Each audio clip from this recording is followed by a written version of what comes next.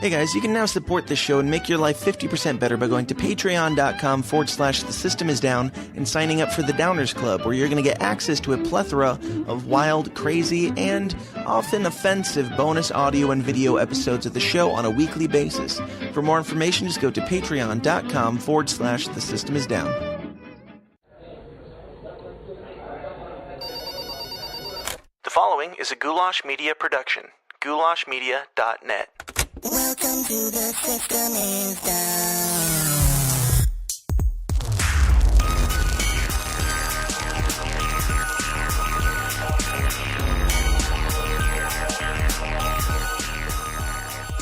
Hello and welcome. Welcome to the show. The question of the day is there a point where technology could possibly go too far? Is there a point where we as a human civilization could take technology that we created and push it past our own understanding to the point that we can't control it, to the point where we're not pushing anymore? It's dragging us into the future, which kind of leaves us as an afterthought behind. Is that a possibility? Is there a point where technology goes too far? So what's up, Downers? Welcome back to the least comfortable show on the web. The System is Down. You know what it is. This is the place where we talk about all the uncomfortable topics, things like conspiracies, politics, and religion, all the things that get people all riled up, the things that most people avoid talking about. And today's episode is my conversation with the great and very interesting Zoltan Istvan, and I think that's how you pronounce his name. I could be completely wrong, and I probably am. That's why I'll say it quickly so you don't notice that I'm completely wrong. But Zoltan, if you're familiar with his work, you already know what he's all about and what we're talking about. He's big into the transhumanism movement. The transhumanism movement, I mean, this is all explained in the episode, so I won't dig into it too deeply, but it's just talking about cyborgs, basically. Just using technology to enhance human life and just make us bigger, better, more awesome beings in the world.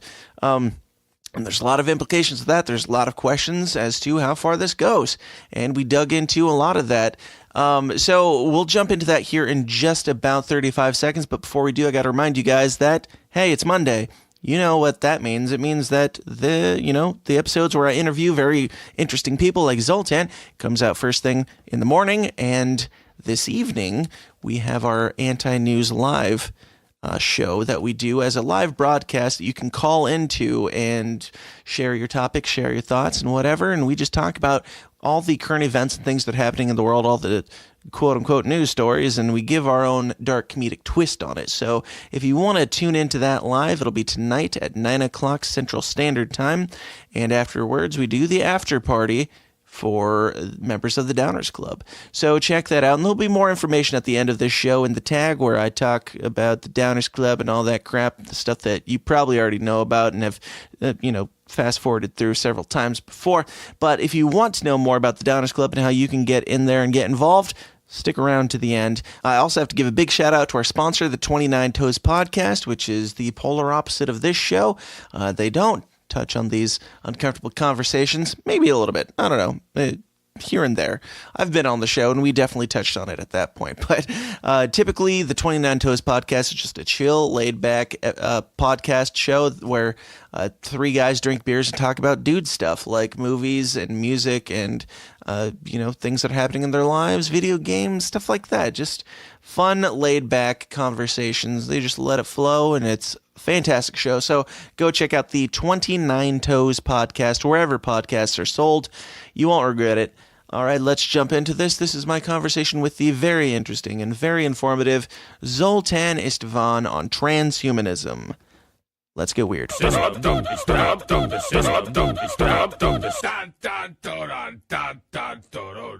My guest today is a futurist, public speaker, entrepreneur, author, journalist, transhumanist, 2016 presidential candidate, and 2018 gubernatorial candidate of California, Zoltan Istvan. Zoltan, how are you doing today? I'm doing good. Thanks for having me. Yeah, thanks so much for being here. Am I getting your name correctly? You are, but it's irrelevant. You can say it any way you like. Sure. I've listened to a couple of interviews you've been on, and it's always a little bit different every single time. But yeah, I know that you don't have a whole lot of time tonight, and I really appreciate you giving me the little bit of time that you have. So we'll just jump right into it. For those that are familiar with your work, it will come as no surprise as to what we're talking about. It's the transhumanism movement. So you're a big proponent of this, and why don't we start off by why don't you just give me a quick definition of what transhumanism is and a quick explanation of it. Yeah, absolutely. So transhumanism is a international social movement of tens of millions of people now that want to use radical science and technology to upgrade the human being and upgrade the human experience. I mean, it can be anything from exoskeleton suits to brain implants to even simple things like driverless cars. But whatever it is, it's radical technology that is modifying the human being kind of in a radical way. Mm-hmm. And, its birthplace, or at least its heart, is really in Silicon Valley in California, where I live. Okay. So what first got you into this topic and being so passionate about it? Well, I think anyone that's been, interested in science fiction as a child, or like I have, is definitely going to be interested in transhumanism. They go kind of hand in hand. Mm-hmm. But what's happened, I think, is, 25, 30 years ago, when I was a younger person and I did read science fiction, this stuff was still science fiction. But a lot of this stuff today is actually becoming real very quickly. Mm-hmm. The idea that you might cut off an arm and put on a bionic arm, and that bionic arm might actually be better than your real arm, is probably within a decade's time away from having a bionic arm that's simply better than the flesh arm. And what once was science fiction now is becoming this kind of transhumanist reality. So those are kind of like classic examples of, I think, things that are happening in our everyday lives. Yeah, absolutely. So to clarify, this isn't, I mean, we hear all the time in the media about AI and robots and stuff like that. We're not talking here so much about like R2-D2. We're talking about Darth Vader and, like improving yourself instead of making new life. Well, transhumanism is kind of across the spectrum. It's this umbrella term can be artificial intelligence, can also be robotics, can be genetic editing, can be cyborgism, can be singularitarianism, this idea of like this far out idea where computers become so smart that our human brains can't even understand them. It's all across the spectrum. But, to keep people grounded, because science fiction is so fun, mm-hmm. I try to stay in what's going to happen in the next 10 to 15 years. And what's going to happen in the next 10 to 15 years is we will have brain implants that allow us to communicate directly with machine intelligence. We will have robotic arms that are more functional than our biological arms. We will have driverless cars that drive us all over the place, and we will have robots that do our dishes and wash our clothes. That's within a 15-year window, virtually guaranteed, unless some kind of civil I guess strife or war happens or something like that. Mm-hmm. But, that's the trajectory right now of the microprocessor. So we will have those things. So I try to stay with that. But the reality is, like, if you take it 50 years out, you have all sorts of things like artificial intelligence that's 1 million times smarter than human beings. Mm-hmm. And what does that even look like? Well, again, we can't really understand that because our brains are 3 pounds of meat, mm-hmm. and we have our certain amount of connections. But we're going to be able to create an intelligence that's a lot smarter than our brains, probably here within a decade or 2 decades, and certainly within 5 decades' time, that artificial intelligence is going to be so different and so much smarter than human beings that's a whole different world. And it's all part of transhumanism, mm-hmm. but you start getting into a reality that we can't even really understand because it's just out of the realm of our brain power. Right. Yeah, and I'm sure you get this question a lot, but like, how far does this go? Where does it end? Is there a cutoff point? Is there a time where we say, let's not let this be the Matrix or Terminator or iRobot or all these Hollywood depictions of it? Well, and this is the most important question of our time. And I think everybody has to ask themselves, how far do they want to go with technology? Now, I advocate for a world where we would merge with machines. I think evolution is wonderful, and I would like the capabilities of a machine intelligence in my brain that allows me the computational power that's dramatically more than my human brain can do. I want the idea that I might have 200 senses instead of just 5. I want the idea to be able to live in virtual worlds and augmented worlds and outer worlds and all these other things. But I understand that, we live in a very religious nation, quite conservative as well. Sure. A lot of people aren't going to go for that. A lot of people will think modifying the human body too much, like let's say beyond pacemakers and beyond artificial hips, is blasphemy.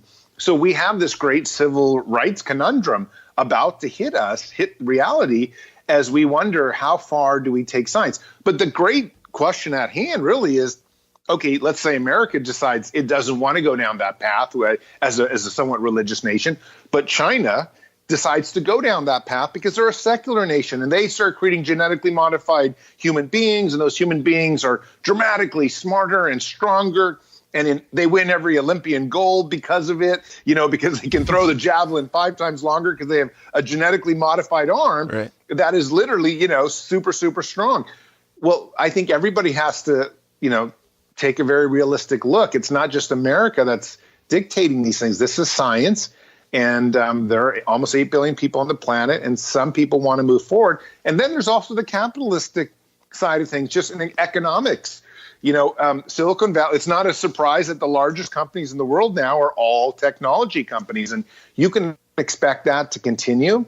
And those companies are pushing, the bounds of transhumanism. Your iPhone may not seem like transhumanism to you, but 10 or 15 years ago, it definitely would. The idea we would be Skyping with everybody, and soon the iPhone would be shrinking, and eventually it's going to be just either attached to our head or in our heads. I mean, this is a reality all these companies, Google and Apple, are working on, and it's definitely part of a 10 or 15-year future. So I think everyone has to make that personal choice. I call it a transhumanist wager. How far do you want to take technology in your lives? And it's going to be such an interesting time over the next 10 years to really explore that as a society. And there will be demonstrations. There's going to be clashes. There's going to be civil strife. I mean, this is not going to be an easy road. Yeah, absolutely. And I mean, as things progress, I was just listening to some of your other interviews today, processing some of it, like trying to think it out to conclusions. And it's like, if we all have, these robot bodies, and we can get the bigger and better robot bodies, bigger and better. And, how far does that go before it's like these robot giants that are just wandering around that have, human brains somewhere inside it? In all of this, is this about preserving humanity and, the human, or is it about progressing humanity onto its next evolution? Well, I think it's a combination of both. I mean, I definitely advocate for preserving the very best parts of humanity. I mean, we overcame the idea of slavery and things like that for a very good reason. We want to be better humans. We want to retain our humanity. We want to be kind towards one another and equal towards one another. We need to preserve all that through the transhumanist age. I think that's imperative. But does that mean we can still get in bigger machine bodies and merge with AIs? I think the answer is yes. But in no way would I want to leave behind the actual great truths that humanity has arrived at. I think we want to take that with us and move into what we might call transhumanity, the next age. And there's going to be great truths in the transhumanist age too. There's concepts like the hive mind, where everybody's jacked into one another. And a lot of people hate that because it lacks privacy. Right. But it also is much more of maybe a communal environment, an environment where we are much more loving with our brothers and sisters, per se. Something that could almost be taken as almost religious, in the sense that we really care about one another. We empathize with them. But, again, this is we're talking about these giant leaps. Right. Where people all of a sudden are like, wait a sec, you're going to cut off your arm, right. Let alone like all of us being jacked into one another all the times and having zero privacy.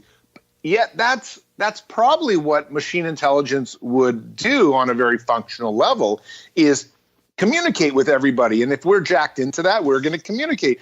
And yet that's the promise of the transhumanist age, of very mind-bending ideas, very revolutionary in terms of ethics and philosophy. And yet very progressive, and not progressive in a political sense. I mean progressive in an evolutionary sense, probably more functional for us to find happiness, love, understanding of ourselves, and also just this idea of, the great thing about transhumanism is also the outer, the exploration of the galaxy.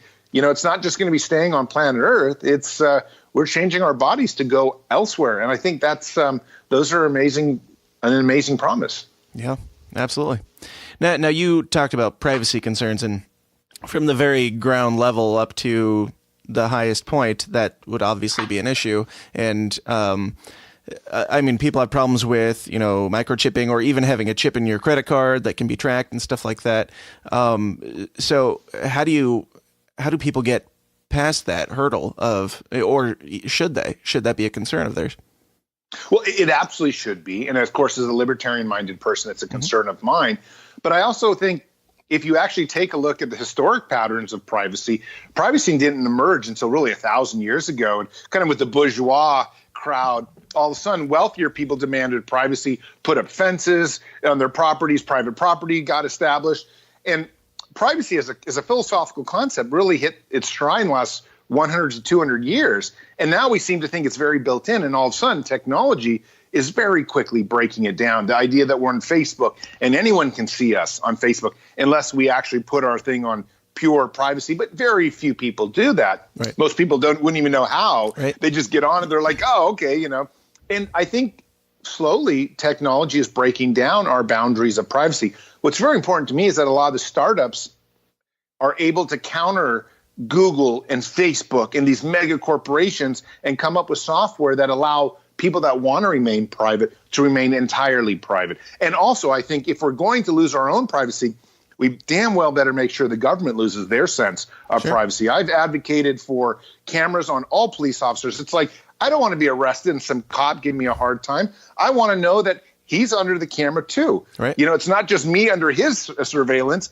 He's being surveyed too. That's the way to keep fairness through the system in a world without privacy. But, again, it's not something that can happen overnight, and it's going to be challenging for all people involved. Mm-hmm. Absolutely. Now, you're an atheist, correct? Well, I play the atheist part, Sure. just because I think religion has done a lot of damage. Sure. But in all honesty, I'm an agnostic. Sure. I think anyone that says they know for sure whether they're a believer or an atheist is just denying rationalism and rationality. I'm just an agnostic. But I play the atheist card because I think it's important that, our entire Congress, our president, our vice president, and all 9 Supreme Court justices, this idea, well, soon to be, all this idea, they're all religious. And I think it's strong. It's important in terms of cultural perspective to have some people that aren't all on the bandwagon. Some people that might say maybe this didn't stem from a religious point of view or a theological point of view or from God. So, yeah, I'll go ahead and on the record say, yeah, I'm an atheist, but understanding that philosophical premise. Absolutely, yeah.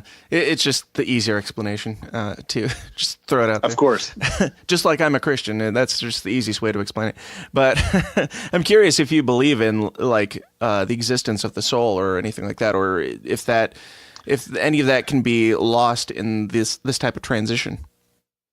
Well, it's strange because I've written a number of articles recently, mostly focusing on quantum archaeology. Mm-hmm. Quantum archaeology is this really strange concept of the idea that you would be able to, already we have supercomputers on planet Earth today that can do 200 trillion calculations per second. Mm-hmm. Think about that. It's 200,000 trillion calculations per second.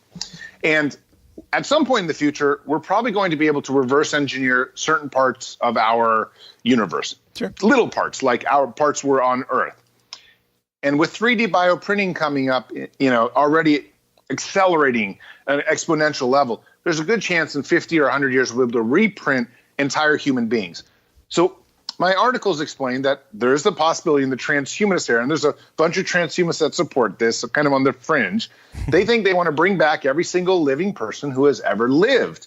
And of course, some transhumanists want to print back everybody, including print back Jesus, if such a thing was possible, if Jesus was not God. I'm not going to get into that. But how about Hitler? Are they going to print him back too? Well, so there's a whole bunch of Jewish people that want to reprint Hitler to make Hitler suffer under like a kind of like a justice system where he would go to prison for, I guess, eternity or however long. So there's actually people that would so like they to probably serve think he's justice. in hell, but they want to bring him back to make him suffer more than hell.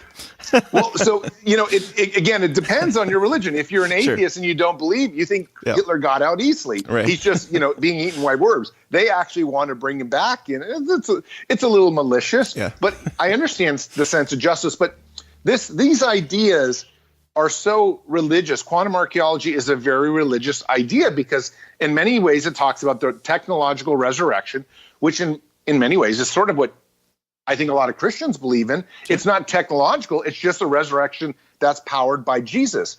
Whereas in the transhumanist way, we're powering it through human intervention or human innovation. And of course, there's plenty of Christian transhumanists who would then say, well, any innovation that came to transhumanists came through the grace of God. Right. So in many ways, there's this great bridge happening between radical science and Christianity. I actually used to be quite, banging the table saying, oh, it's atheism all along. But lately I've been like, you know what? If we really look into quantum archaeology, it might actually be the second coming. It could be something that's done by Jesus. I mean, who am I to judge? I'm not that smart. Yeah. The point of the story, though, is it's got a lot of Christian transhumanists involved, Mormon transhumanists too, and other religious transhumanists saying, this might be the great merger of the two worlds. Now, again, I'm not saying that's how it's going to happen. I'm just, as a philosopher, saying this is what a lot of different groups are thinking. And I got to say, it's very interesting. Yeah, absolutely.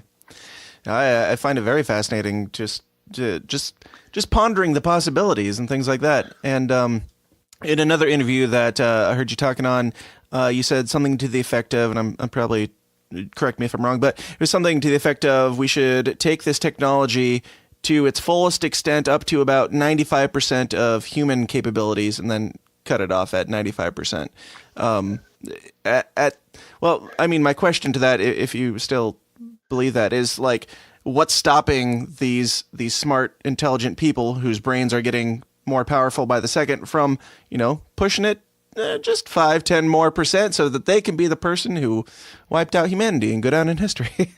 Well, so, look, as much as I'm an optimist or techno-optimist with this stuff, I'm also the same person who's always said, I think it'd be a bad choice to give artificial intelligence unlimited power. Sure. We need a very, very good, a very strong kill switch built into AI. Because let's just be honest, if you look at, history, human history, it's littered with wars and tragedies and crime and a great amount of inhumanity. If anything, it's taught me is that we talk a great game, but we play a terrible game, a very dirty game. Yeah. And we've been bad all along, like you said, with Hitler and all these other things. And yes, the good has prevailed most of the time, but it's already bad enough. We have to go through a lot of that stuff. So I think with that in mind, we have to be very careful. And if that means a little bit of regulation, I hate to say this as a libertarian, but if that means a little bit of regulation, it might be okay, given the idea that we're playing with fire in a real sense. Right. I mean, the thing like AI is a much larger life-changing thing for planet Earth than nuclear weaponry is. Right. People just don't really get it. Like, you could have an AI emerge from Google's headquarters today, and it could shut down every single light system in the world, every single water system, every single energy plant. I mean, it could send us back to the dark ages. Let's just say if it chose to do so. Sure. So we need to be careful with this. And I don't know if it's regulation from the government, but somebody sensible who has an understanding of history has to step in and say, let us be very careful. This time, we really are playing with some of the ultimate powers out there. If we make a mistake, we could do not just harm to a country, but harm to the entire civilization. Hey, Dan Smots here. I'm taking a second to interrupt myself talking to talk about myself because, I don't get paid a penny for the hours and hours that I put into creating this show for you guys in your greedy little ears, and I've got a family to feed. To make that happen, I run my own media business called Goulash Media. If you have a need in anything from video production to graphic design to audio production and beyond, you can get it all for a painfully fair price at Goulash Media. In video, I do weddings, music videos, commercials, pageants, plays, etc., etc., etc. For design, I do photo editing, album art, logos, branding, business cards, merchandise, you name it. For audio, I do engineering, production, editing, jingles, and, well, podcasts. So if you've got a media need of any kind, or if you'd just like to give a little something back and help keep my children fed, check out all the endless options at my website, goulashmedia.net. That's goulash, Goulash,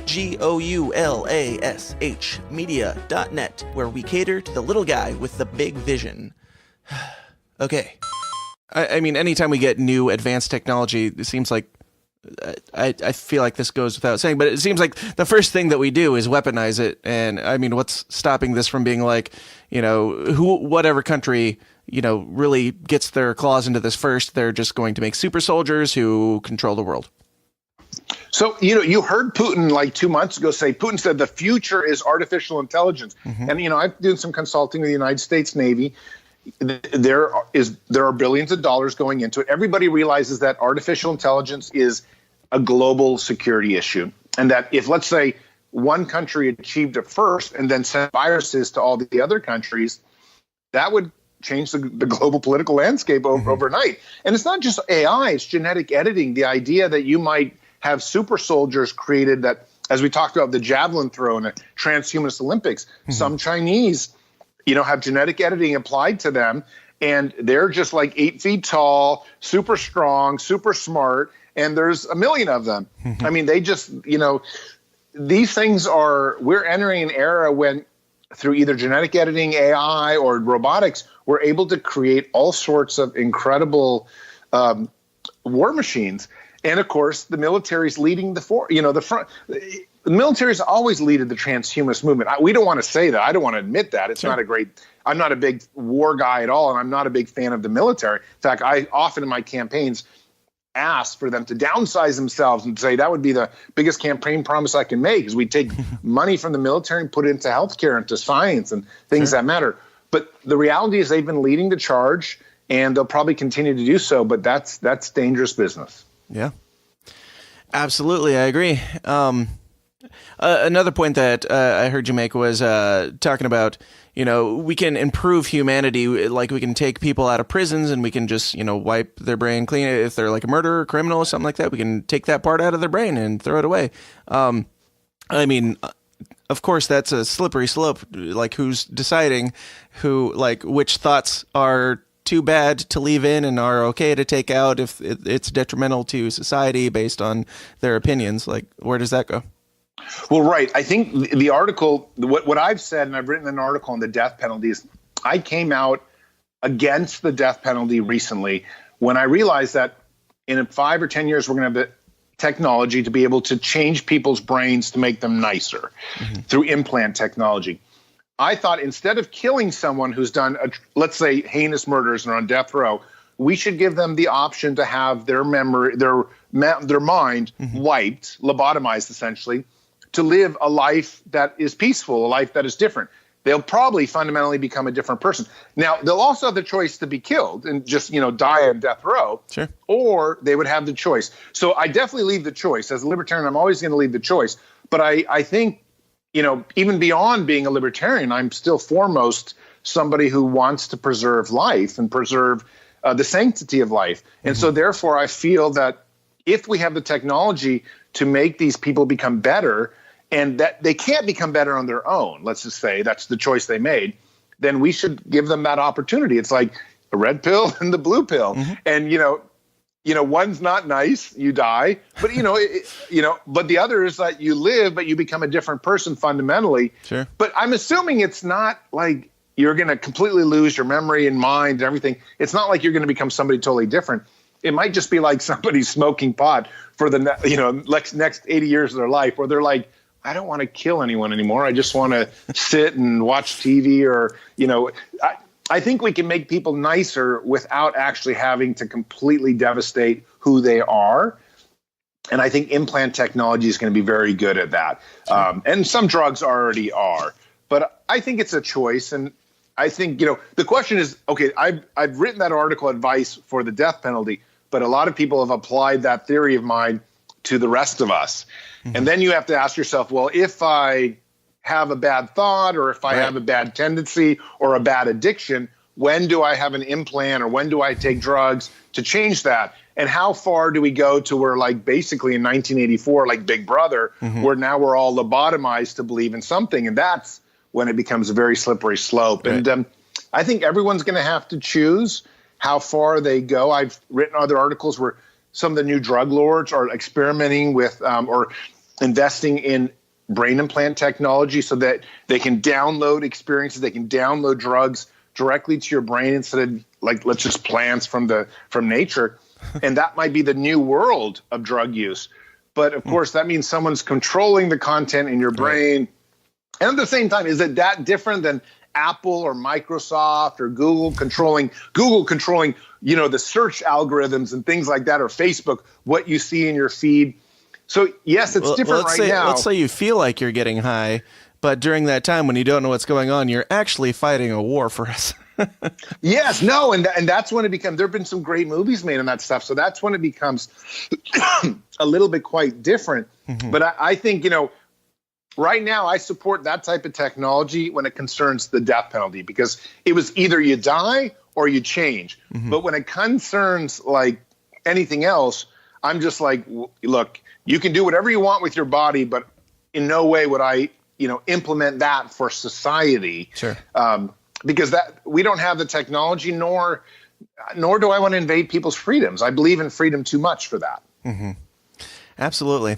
And I know you got to get going here pretty quick, but I want to make sure we talk a little bit about your political runnings. You ran in 2016 for presidential candidate under your own party, right? The Transhumanist Party? Yes, I was a nominee for the Transhumanist Party. Okay. And now you are the gubernatorial candidate for California. What got you into politics? What's making you want to do this? Is this an actual political run, or is this just a way to expand the awareness of transhumanism? Well, I would say, just so you know, I really support what we call libertarian transhumanism, sure. An idea of transhumanism where you really believe in a lot of the freedom to do with your body whatever you want, freedom to have the government outside of the innovation realm. And so the transhumanist movement, though, is largely made up of very left-leaning, I would say socialists to some extent. Sure. And so there's this kind of battle going on right now in the movement, trying to, gain the power or gain its soul of the movement. But so I end up running these campaigns in order to, I would love to win, but the reality is I'm not going to win anytime soon. But I run these campaigns because it is a good way to spread the message. It also brings radical science and technology into the political realm. It's like you never hear about Trump speaking about science. Before, when he was running against Hillary, you didn't hear Hillary talking about radical science or technology. And yet very few things in our world are impacting our lives as much as radical science and technology. You would think our topmost politicians would be discussing it more, would be talking about it, would be maybe even optimistic about it. Unfortunately, it doesn't seem to be a good selling point for politics. Mm-hmm. And I'm looking forward to a run in probably 2022 for the presidency. I'm not sure under what party or under what guise I would. I just your listeners know I was knocked out in the June primaries for the governor's race. Okay. California only takes the top two. So unfortunately, I haven't been involved in a campaign that could actually win anymore. Sure. Because they only take the top two. But I do think running campaigns is good as long as there's a science candidate out there. At least there's a voice trying to bring science and technology into the political realm. Otherwise, it's like nobody wants to even discuss. And I think that's very sad. Yeah. Absolutely. And another hypothetical on the topic of politics. I mean, with our basic technology that we have now, I know it's advanced compared to 10 years ago, but the basic technology compared to what we're talking about, right now we can't have an election and have like an electronic ballot without somebody tampering with it or something coming up or, that type of thing. What happens when we can tamper with brains and change the way people think? Yeah, well, that's the huge $1 million question, all the danger. And I'll just let you know, when I get a lot of emails from young people saying, what career should I go into? And I always say, number one, cybersecurity. There's going to always be a need for people to go out there and study and learn how to stop bad people from trying to get into your head and your pocket and your life through radical technology. And that's the problem with transhumanism. But it's, also obviously transhumanism is such a blessing because it allows us to have more functional lives and experiment and do all these fun, crazy, wild things. But the problem is, if the rich or the super powerful or the super corrupt can too easily take over the rest of us because they have just access to coding or access to technology, then that's no fun. Right. I mean, for me, the basis of transhumanism is it's anti me being, controlled by people. I like technology because it gives me more freedom. The moment that starts changing, though, is perhaps when I wouldn't become a transhumanist anymore. Right now, it seems to be like something that gives me more freedom and is more functional.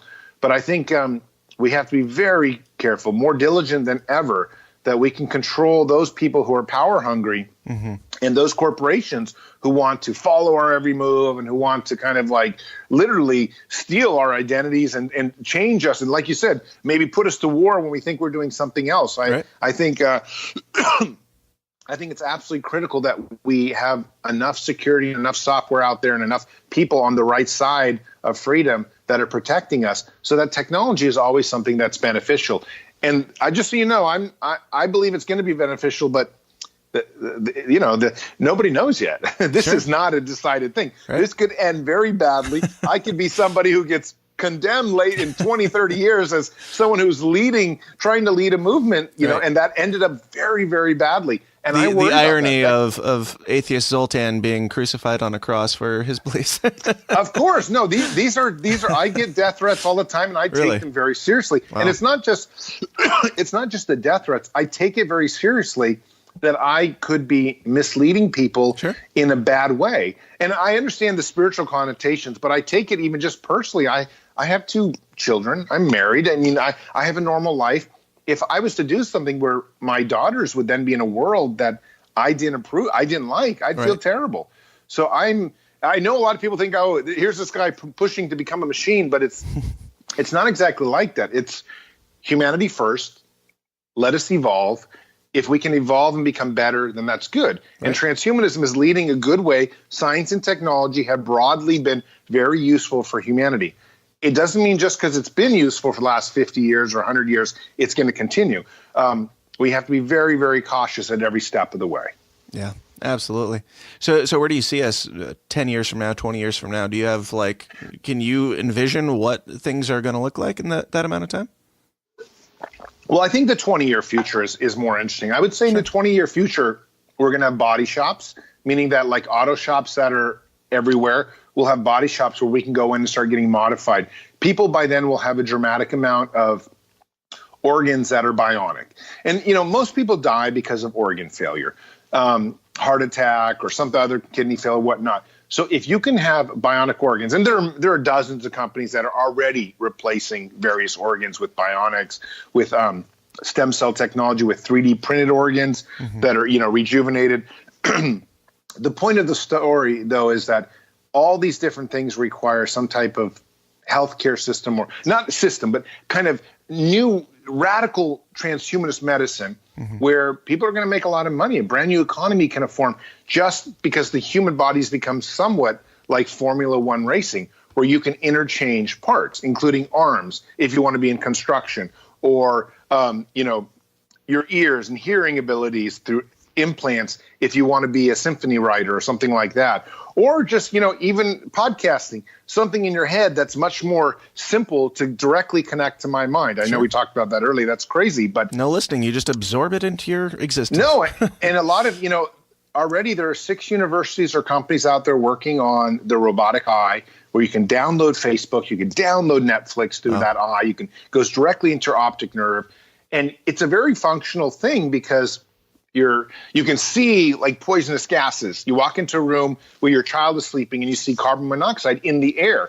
Our eyes can't see anything right now. Our eyes see 1% of the light spectrum. But in a real world, you would be able to you'd be able to see a poisonous spider on the wall 50 feet away in the dark. Right. And that's the functionality of it. If you have a child sleeping in a crib, that's very, very important. Right. So these are kinds of things that are coming in the 20-year future.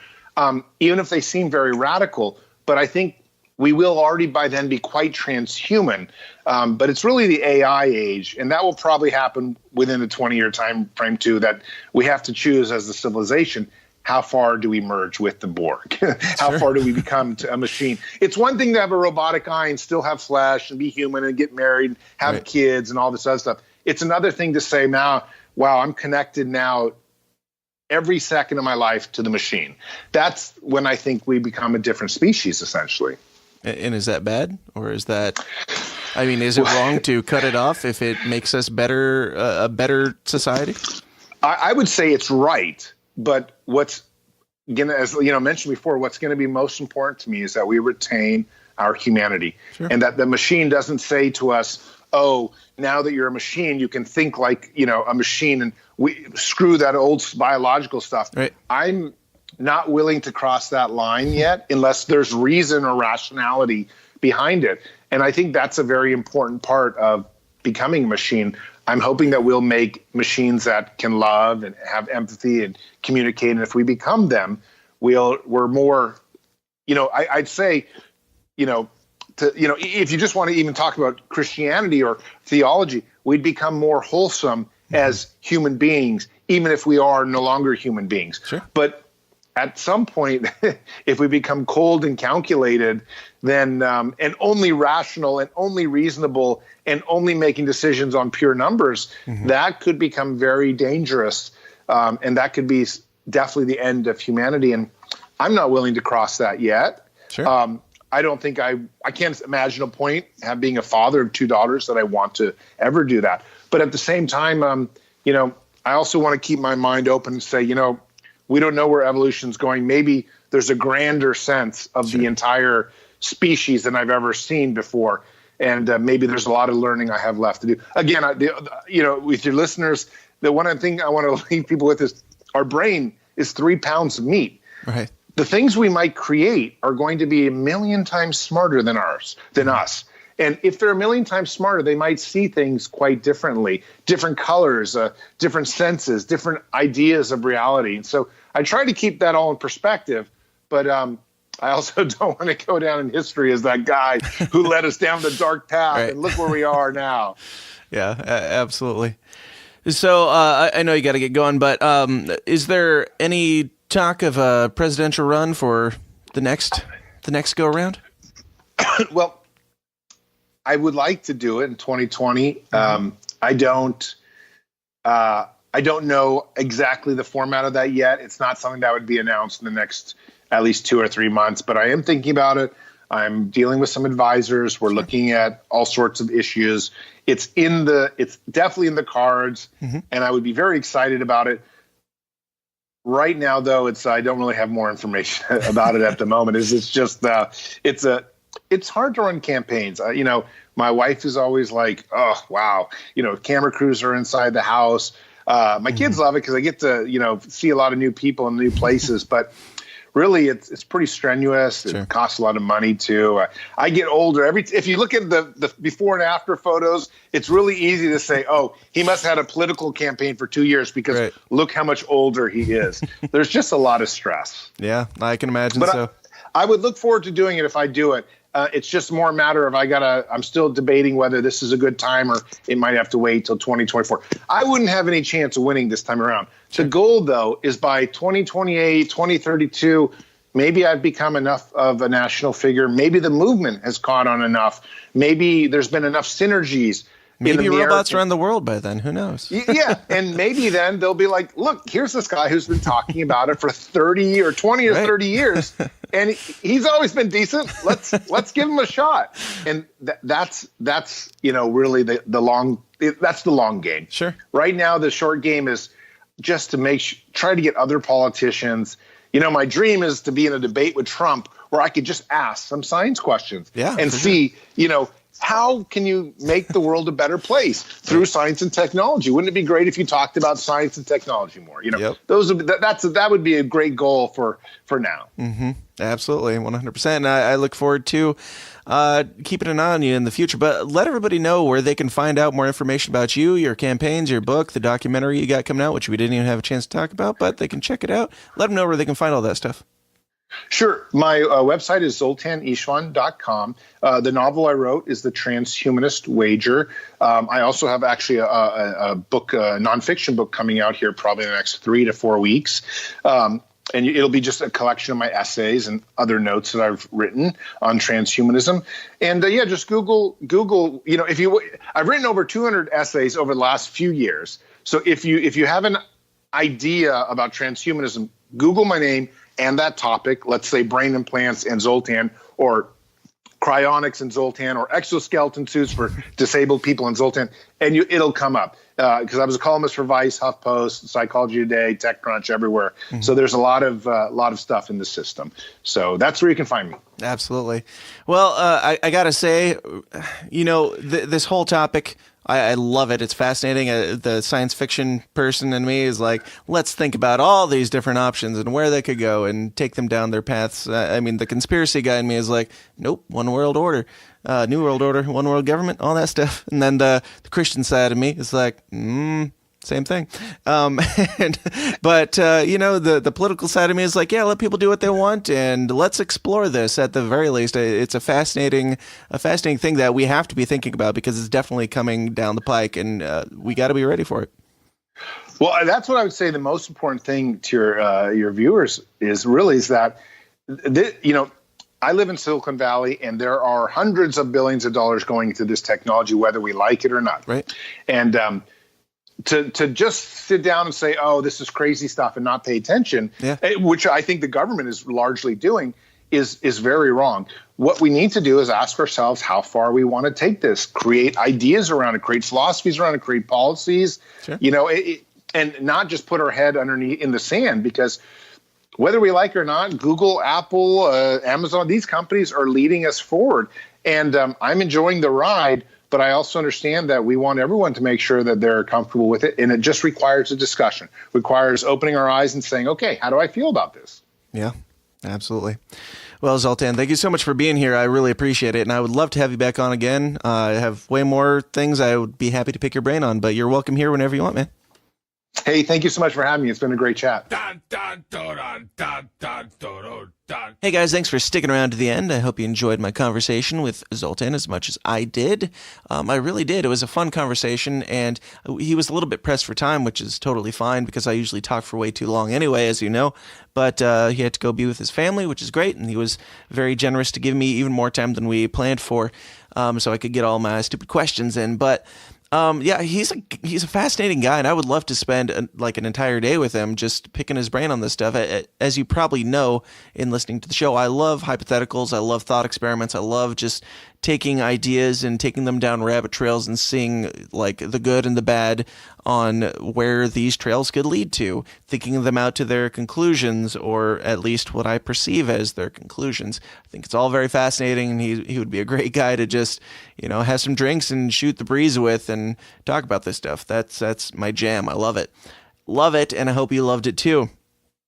Now, if you're not already a member of the Downers Club, as I talked about at the beginning, I promised you I would inform you of what the Downers Club is. The Downers Club is our patron program.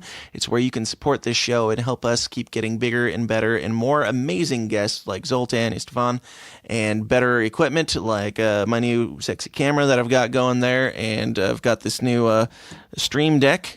I can just pull it up right here. This is what makes it much easier to broadcast the Anti-News live tonight. Makes it so I can easily transition in between things and makes things run better. And that was all paid for by you guys. And I'm trying to spend your money as wisely as possible. I appreciate it more than I could possibly say. But I rest assured, I'm using every dime that you put into the show to make the show a better experience for you, a better viewing and listening experience for you and yours. And so if you want to contribute to that, you'll also get a bunch of bonus content every single week. We do extended interviews with some of our guests, and we do game shows, and we do the extended Anti-News, which is going to be tonight. We do a bunch of fun stuff in there, and you get that every single week.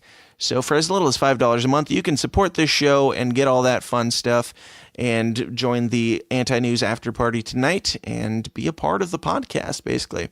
You can do that by going to patreon.com/The System Is Down and signing up for as little as $5 a month. That's right, a cup of coffee a month. And I got to give a shout out to 2 new members who just joined. Sorry, I'm not editing this. Screw it. I got to give a shout out to 2 new members who just joined the Downers Club. Andrew Sitchling and Nathan Titus both just signed up at the $5 level. So thank you guys so much. I appreciate it very, very much. And to the rest of you, do the same. Be like Andrew and Nathan, right? Yes, Nathan. Sorry, Nathan. Be like them. Support the show. I appreciate it. I feel like I've said that enough, but if you want to talk about the all these things, the crazy transhumanist stuff and where this goes, if you want to debate on it, if you think it's a bad idea, which part of me does, part of me thinks it's a terrible idea, part of me thinks this is amazing and I can't wait to see where this goes. I'm stoked that this is happening in my lifetime, but I do have the conspiracy and religious side of me that's like, I don't know about this. It's a tricky situation, but if you want to talk about it, if you need like a support group or something, you can go join the System Is Down forum for absolutely free on Facebook. You can just look up the System Is Down forum, or you can go to tsidpod.com/forum and ask to join. And if you seem like a real human, not one of those transhumans, just kidding, it's fine, whatever. If you seem like you're a legit individual, I will get you in there right away. So go check that out. Join the forum. It's a bunch of weirdos talking about weird stuff. It's a good time. Also, like I've mentioned a couple times now, the Anti-News Live broadcast is going to be tonight at 9 o'clock Central Standard Time. Yeah, if you haven't checked it out, it's a lot of fun. It's a call-in show. You can call in. You can even call in beforehand if you want to and leave us a voicemail that we will that we will listen to on the show. If you want the number, it's 309-716-3818. If you want to call in right now, if you're not going to be able to make it to the show tonight, leave us a voicemail. Leave us a voicemail about a topic that you think that we should talk about, or a question that you have, or a comment, or anything. It's all fair game. Anyway, so check that out, and then if you are a member of the Downers Club, there will be an after party after that where you can be a part of the entire conversation. You can call in, and we will throw you in the call, and you can stay as long as you want and leave whenever you want. It's a great time. It's a whole lot of fun. It's a great way for people of the Downers Club to really, connect with each other and talk about things in real life with real human voices. But as you're going about your week, of course, please be sure to like, share, and subscribe the show on Facebook, YouTube, Twitter, and the like. And on YouTube, I think now you got to click that little notification bell, because subscribing doesn't really mean anything. So click the notification bell to make sure that you know when we go live. You know when we've got new episodes out. You are alerted whenever we have new uncomfortable content for you. Also go to iTunes or Apple Podcasts or Stitcher or whatever your preferred platform for podcasting. Subscribe, leave us a review. Leave us 5 stars or 6 or 7 or as many as you can. And, leave a review that lets people know what they're going to get when they're watching or listening to the show. Do that. Do all of that. And, go out and talk to somebody this week. Talk to a transhumanist. Do some research on this stuff. I think it's very fascinating. I think it's something that we should be talking to more people about. I know it's going to push a lot of buttons, no pun intended, but it's going to push a lot of buttons because this is a touchy subject for people who don't like change. And change is frightening. The whole topic is a little bit frightening, I got to admit. So let's chat about it. Let's chat in real life. Let's chat in the forum. Let's chat on the Anti-News after party tonight. Let's chat about it, get the word out, and keep the conversation going.